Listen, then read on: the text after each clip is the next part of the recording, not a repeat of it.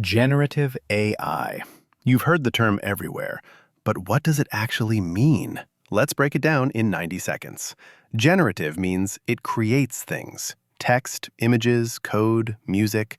Unlike traditional software that follows rules you write, generative AI creates new content that didn't exist before. But here's what most people get wrong. It's not actually thinking, it's predicting. You know when you're texting and your phone suggests the next word? That sounds, and it suggests good or great. Generative AI is exactly that, on steroids.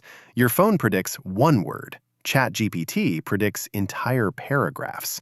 Same idea, just trained on basically the entire internet. It looks at patterns from billions of examples and predicts what should come next. That's why it sounds so confident, and why it sometimes makes things up. It's not lying on purpose. It literally cannot say, "I don't know." It always predicts something. Think of it as autocomplete that read every book ever written, but never understood a single one. That's generative AI. Incredibly useful, but not magic. Follow for more AI explained in plain English.